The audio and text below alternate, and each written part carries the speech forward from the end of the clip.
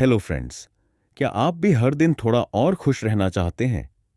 क्या आपको लगता है कि खुशी बस एक इमोशन है जो कभी आती है और चुपके से चली जाती है? अगर हाँ, तो यह किताब आपके लिए एक खूबसूरत तोहफा है। वेलकम टू सुनो बुक समरी, जहां हम लाते हैं आपकी फेवरेट किताबों के डीप इनाइट्स, वह भी एकदम सिंपल हिंदी में। आज हम बात करेंगे उस किताब की जो दुनिया के सबसे शांत और प्रेरणादायक इंसान की सोच पर बनी है, द आर्ट ऑफ हैप्पीनेस। इस किताब का सबसे बड़ा संदेश है, खुशी कोई दूर की चीज नहीं, ये हमारी जरूरत है। और सबसे मजेदार बात, इसके लिए हमें ना तो परफेक्ट जिंदगी चाहिए, ना ढेर सारा पैसा। बस चाहिए एक सही माइंडसेट। ये किताब एक खास मुलाकात की कहानी है। एक तरफ है एक साइकेट्रिस्ट डॉक्टर हार्वर्ड कटलर, जो इंसान के दिमाग और इमोशंस को समझते हैं। दूसरी तरफ हैं स्पिरिचुअल गुरु डाले लामा, जिन्होंने अपनी जिंदगी शांति और करुणा को समर्पित की है। इन दोनों ने मिलकर एक सवाल उठाया, खुशी को सचमुच कैसे पाया जा सकता है।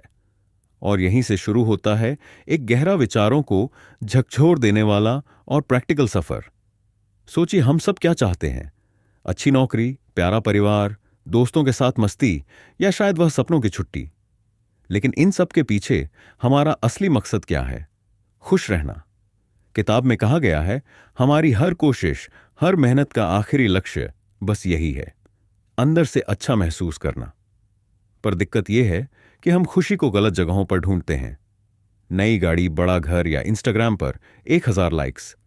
लगता है यह हमें खुश करेंगे। लेकिन किताब में एक गहरी बात कही गई है, happiness is not something readymade, it comes from your own actions. यानी सच्ची खुशी बाहर की चीजों में नहीं, हमारे अपने मन और कर्मों में छुपी है। एक बार एक शख्स अपनी नौकरी खोने की वजह से बहुत परेशान था। उसे लगता था कि अब खुशी नामुमकिन है। लेकिन एक दिन उसने रास्ते में किसी अनजान की मदद की, बस थोड़ा सा वक्त और मेहरबानी दी, और उस पल में उसे अंदर से ऐसी अजीब सी शांति मिली जो वह कहीं और ढूंढ रहा था। यह कहानी हमें सिखाती है कि खुशी देने से मिलती है, ना कि सिर्फ लेने से। तो सवाल यह है, हम कैसे बनाएं वो इनर पीस और बैलेंस जो हमें लंबे वक्त तक खुशी दे। किताब कहती है कि खुशी कोई जादू नहीं, ये एक कला है। और इस कला को सीखने के लिए हमें अपनी सोच, अपने इमोशंस और अपने रिएक्शंस को समझना होगा। तो सवाल यह है, हम कैसे बनाएं वो इनर पीस और बैलेंस जो हमें लंबे वक्त तक खुशी दे। किताब कहती है कि खुशी कोई जादू नहीं, ये एक कला है। और इस कला को सीखने के लिए हमें अपनी सोच, अपने इमोशंस और अपने रिएक्शंस को समझना होगा। यह किताब स्पिरिचुअलिटी और साइंस का एक अनोखा मेल है। यह बताती है कि चाहे आप किसी भी उम्र, बैकग्राउंड या परिस्थिति में हो, आप इस कला को सीख सकते हैं। और यह प्रैक्टिस जितनी आसान है, उतनी ही ट्रांसफॉर्मेटिव। तो अगर आप चाहते हैं कि आपकी जिंदगी में थोड़ी और शांति, थोड़ी और क्लैरिटी और ढेर सारी खुशी आए, तो इस सफर में हमारे साथ बने रहिए। जब दलाई लामा से पूछा गया कि आपकी नजर में जिंदगी का असली मकसद क्या है, तो उनका जवाब बहुत सिंपल था, टू बी हैप्पी। अब यह सुनकर शायद आपको लगे, अरे ये तो सब जानते हैं। लेकिन रुकिए, असली बात यह है कि खुशी को समझने का नजरिया ही इसे खास बनाता है। खुशी कोई ऐसी चीज नहीं जो आप किसी दुकान से खरीद लें या कोई बड़ा गोल पा लेने पर झट से मिल जाए।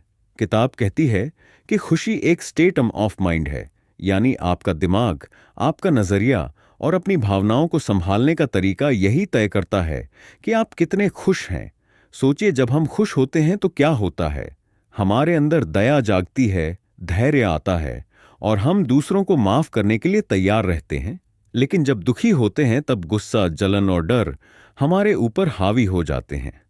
तो सवाल यह है, ये सच्ची लंबे वक्त की खुशी आती कहां से है? इसके दो बड़े स्रोत हैं। पहला है आपका मेंटल आउटलुक, यानी आप किसी भी स्थिति को कैसे देखते हैं। एक ही परिस्थिति किसी को तोड़ सकती है और किसी को और मजबूत बना सकती है। फर्क बस सोच का है। किताब में एक खूबसूरत बात कही गई है, if you want others to be happy practice compassion. If you want to be happy practice compassion, यानी दया सिर्फ दूसरों के लिए नहीं, खुद के लिए भी खुशी का रास्ता है। दूसरा है वार्म हार्टेडनेस, यानी करुणा और दयालुता। जब हम बिना किसी स्वार्थ के दूसरों की भलाई सोचते हैं, उनकी मदद करते हैं, तो हमें एक ऐसी शांति मिलती है जो कोई ट्रॉफी या तारीफ नहीं दे सकती। लेकिन यह सब इतना आसान नहीं। हमारा दिमाग तो जैसे नेगेटिविटी का दोस्त है, जल्दी से गुस्सा, चिंता या शिकायत पकड़ लेता है। किताब कहती है कि खुशी एक स्किल है और इसे सीखने के लिए प्रैक्टिस चाहिए। एक आसान तरीका है, हर रात सोने से पहले पहले 3 ऐसी चीजें याद करें जिनके लिए आप ग्रेटफुल हैं। हो सकता है वो बस एक अच्छा खाना हो, किसी दोस्त की हंसी या सूरज की गर्मी। यह छोटा सा हैबिट आपके दिमाग को पॉजिटिविटी की ओर मोड़ देगा। एक उदाहरण से समझते हैं। मान लीजिए आपका फोन खराब हो गया है और आप बहुत इरिटेटेड हैं। अब आपके पास 2 चॉइसेस हैं, या तो पूरे दिन उस फ्रस्ट्रेशन को कैरी करते रहें या सोएं। ठीक है, ये एक टेम्परेरी प्रॉब्लम है और इससे ज्यादा इंपॉर्टेंट चीजें मेरी लाइफ में हैं। दाला लामा यही सिखाते हैं, अपने रिएक्शंस को बदलना सीखो, क्योंकि वही असली कंट्रोल है। तो यहां से हमें 3 बातें समझ में आती हैं। खुशी कोई शर्त नहीं, ये एक कला है जिसे हम सीख सकते हैं। हमारी सोच ही हमारे दिल और दिमाग को शेप देती है, और दूसरों के लिए दया खुद को खुश करने की सबसे बड़ी दवा है। खुशी को अगर हमें अपनी जिंदगी का हिस्सा बनाना है, तो पहले हमें उन दीवारों को तोड़ना होगा जो हमारी शांति को चुराती हैं। और यह दीवारें हैं गुस्सा, डर, असुरक्षा